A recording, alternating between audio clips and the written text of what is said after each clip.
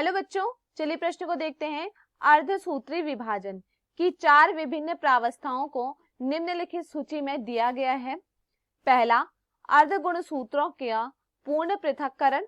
दूसरा, समजात गुणसूत्रों का युग्मन। तीसरा, युग्मित गुणसूत्रों का मध्यांश पर पंक्तिबद्ध होना। चौथा, अर्ध गुणसूत्रों के मध्य जीन विनिमय होना। इन अवस्थाओं के सही क्रम की व्यवस्था को चुनिए।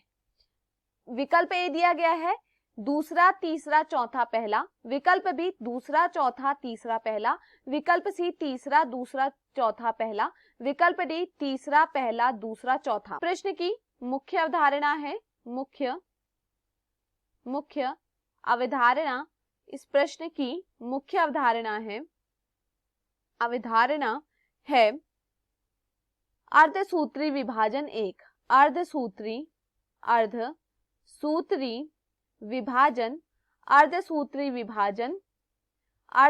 विभाजन एक। देखिए, अगर बात की जाए अर्धसूत्री विभाजन एक, तो इसकी भी क्या है, कुछ अवस्थाएं हैं। इसकी भी 4 अवस्थाएं हैं और वह 4 अवस्थाएं क्या हैं। पहली अवस्था को कहते हैं पूर्वावस्था। जो सबसे प्रथम होती है उसे क्या कहा जाता है, पूर्वावस्था। उसके बाद जो दूसरी अवस्था होती है, दूसरी अवस्था को कहा जाता है, पूर्वावस्था के बाद आती है दूसरी अवस्था, जिसे कहा जाता है मध्यावस्था। दूसरी अवस्था क्या होती है, मध्यावस्था होती है। तथा इसके बाद तीसरी अवस्था को कहा जाता है पश्चावस्था। और इसके बाद जो आखिरी अवस्था होती है उसे कहा जाता है अंत्यावस्था।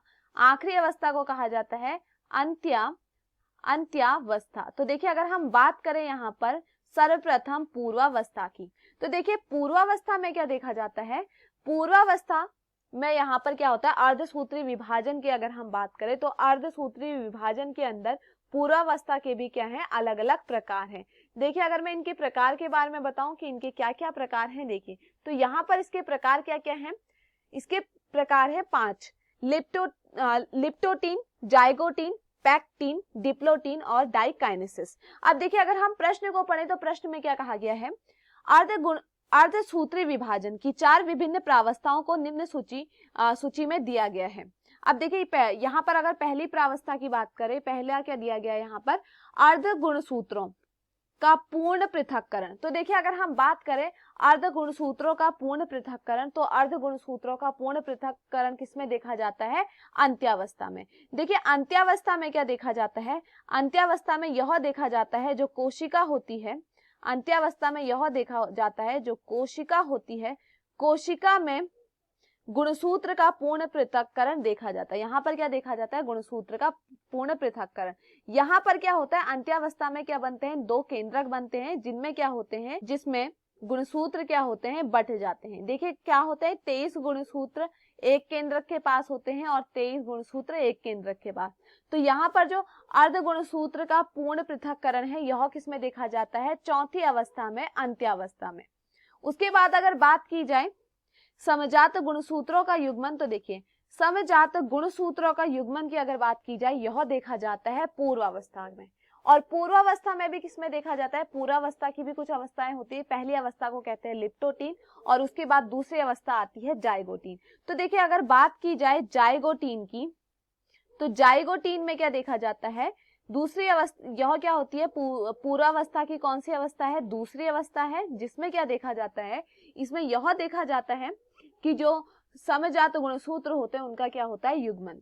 समजात गुणसूत्र का क्या देखा जाता है, यहाँ पर समजात गुणसूत्र का यहाँ पर युग्मन देखा जाता है। तो यह भी यहाँ पर क्या होता है, यहाँ पर जो दूसरा वाला है यह किस स्थान पर आता है, पहले स्थान पर देखा जाएगा, क्योंकि ये पूर्वावस्था में है तो पूर्वावस्था में यह देखा जाएगा।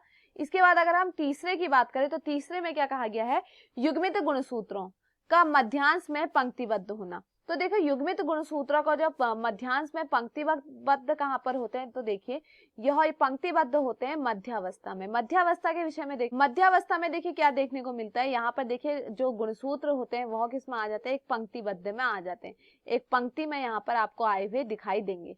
तो ये किस में देखते हैं, मध्यावस्था में देखने को मिलता है। और इसके बाद देखिए, उसके बाद क्या कहा गया है, इसके बाद क्या कहा गया है, अर्ध गुणसूत्रों के मध्य जीन के अर्ध गुणसूत्रों के मध्य जीन विनिमय होना। तो देखिए अर्ध गुणसूत्रों के मध्य जो जीन विनिमय देखा जाता है, यह जीन विनिमय देखा जाता है पूर्वावस्था के पैक्टीन में। पूर्वावस्था के कौन सी अवस्था में देखा जाता है? पैक्टीन में। पैक्टीन में यह देखा जाता है। पैक्टीन में क्या देखा जाता है? पैक्टीन में यह देखा जाता है जो अर्ध गुणसूत्र होते हैं उनके बीच में क्या होता है? जीन विनिमय होता है। देखिए अगर हम यहाँ पर बात करें तो देखिए ये क्या है, यहाँ पर यह समझिए कि इनके बीच यह क्या है, यह समजात गुणसूत्र है। तो इनके बीच में क्या देखा जाता है? इनके बीच में यह देखा जाता है कि इनमें आपस में क्या होता है, इनके बीच में देखा जाता है कि यहाँ पर जीन विनिमय होता है। यहाँ पर क्या देखा जाता है? जीन विनिमय देखा जाता है। यह क्या करते हैं? अपनी भुजाओं का आदान प्रदान करते हैं। यह क्या करते हैं? अपनी भुजाओं का आदान प्रदान यहाँ पर करते हैं। तो देखिए यहाँ पर जो यहाँ पर बनेगा क्या, देखिए सबसे पहले स्थान पर क्या आएगा? सबसे पहले स्थान पर आएगा पूर्वावस्था। अब पूर्वावस्था में क्या दिया गया है? सबसे पहला आएगा जायगोटीन, क्योंकि पहले आता है जायगोटीन, उसके बाद क्या आता है? पैक्टीन। तो जायगोटीन के बारे में मैंने आपको बताया था कि यहाँ पर क्या आता है? समजात गुणसूत्रों का युग्मन। तो यहाँ पर क्या आएगा? दूसरा आएगा। उसके बाद अगर हम बात करें, इसके बाद क्या आएगा? पैक्टीन आएगा। क्यों? क्योंकि यह भी पूर्वावस्था का ही एक अवस्था है। तो यहाँ पर पूर्वावस्था पहली अवस्था होती है। तो यहाँ पर देखिए पैक्टीन का क्या था?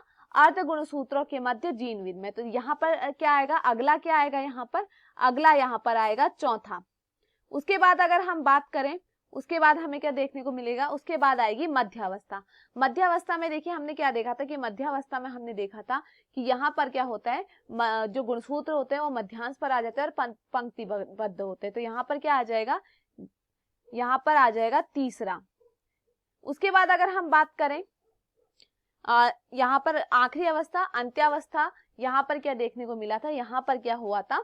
अंत्यावस्था में अर्ध गुणसूत्रों का पूर्ण पृथक्करण हुआ था। तो यहाँ पर क्या आ जाएगा? यहाँ पर आ जाएगा पहला। यहाँ पर क्या आ जाएगा? पहला। तो यहाँ पर क्रम क्या बनता है?